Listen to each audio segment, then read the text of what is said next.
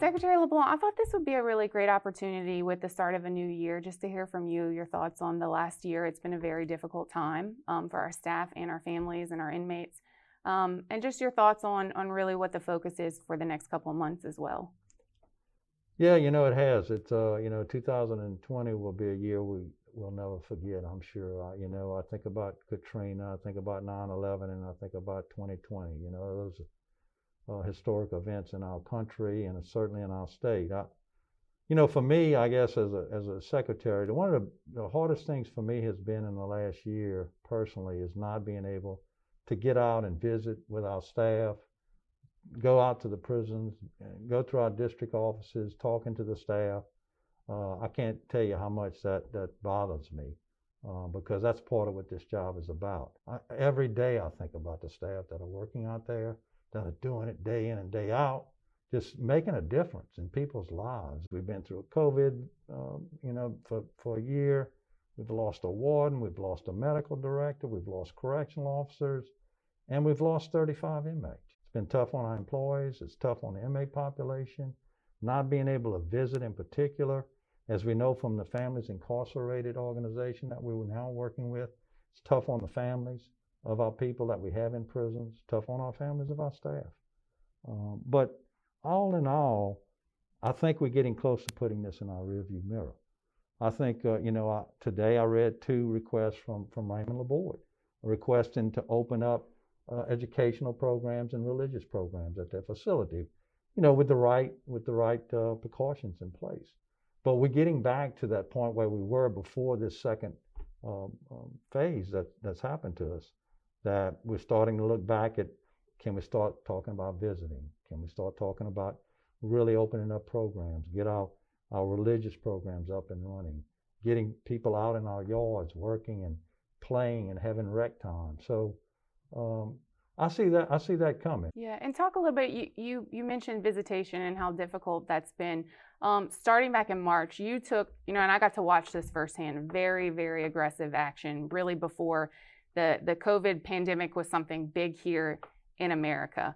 And I think that's been your approach since then, is very restrictive, decisive, phasing in things, phasing out. And that's where we are with the visitation. We started looking at it in December, but we had to pull the plug. And what was your decision process for that? Well, I mean, basically we had to step back. We had our positive cases were going up with our employees in particular, bringing it in, and of course, the inmate population, everything was going up. Yeah. Just like what was happening in our communities, as the governors had to do, and we follow that guidelines. We follow what's being done on the outside and making sure that our staff are safe and making sure that our offender population is safe.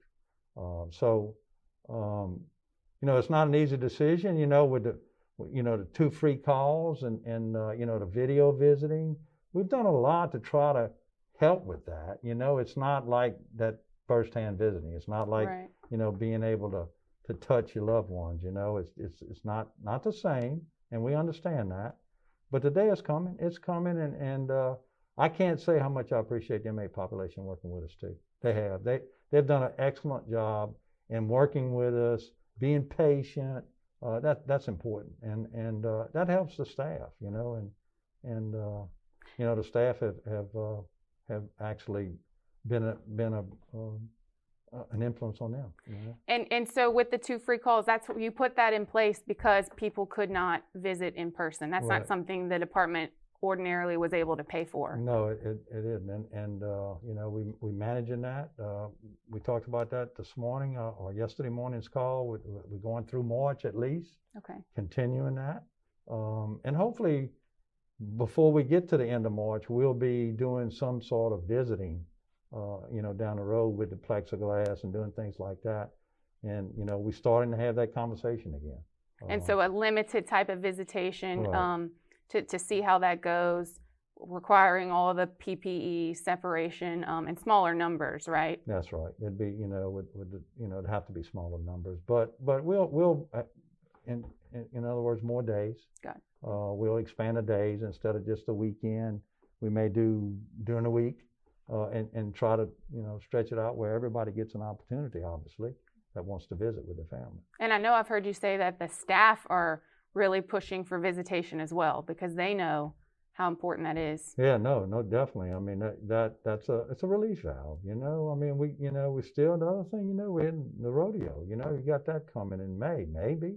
We haven't counted out on that. We hope we can do something similar to what they're doing at baseball and basketball at LSU, at 25%, where we allow people to come in and maybe alternate like they do it in the sports events, alternate where everybody gets an opportunity to attend, on a weekend or something, or on a day, and so we can stretch it out. So those type of things are important. A priority that you're looking at over the next couple months. Right. And then talk to me a little bit about the department's vaccine efforts. I know there's some things with educational videos and then distribution. Yeah, I bragged on that today on the call with the rest of the southern states. That's the first thing I started with on my sharing with them, was the educational video that we have done.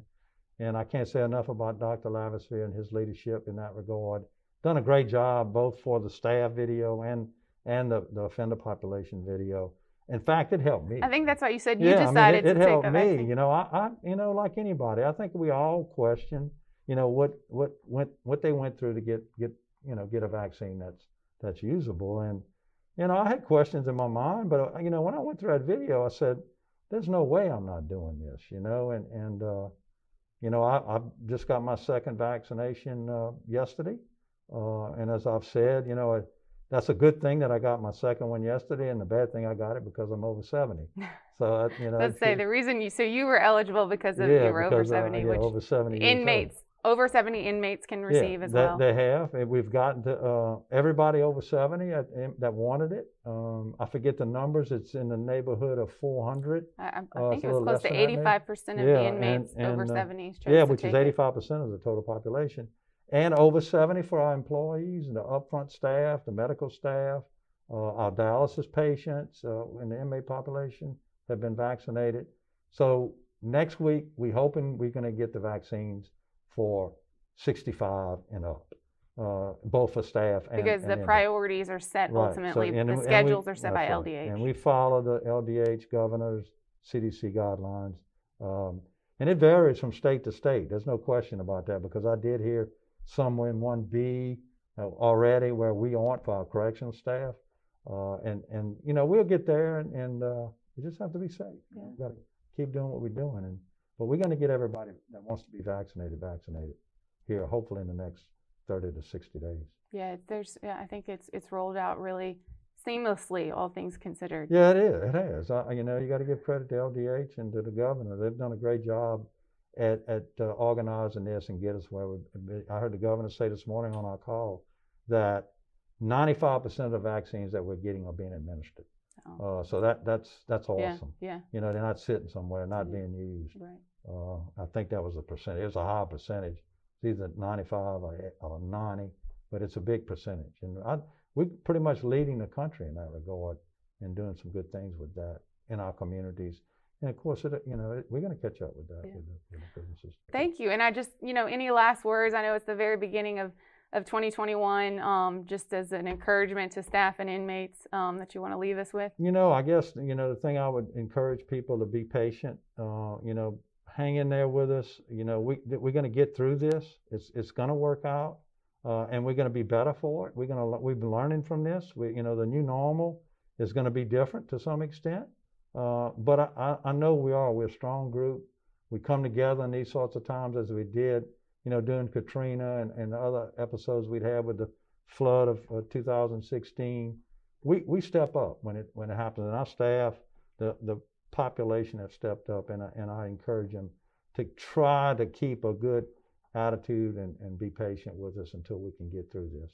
Well, thank you. We appreciate your leadership, and I know I've heard you say several times in your 45 plus now years in this department, you've never seen a challenge like this for our agency. No, so this is certainly a heavy responsibility to carry. So we appreciate your leadership. And we couldn't do it without good staff and good people. Absolutely.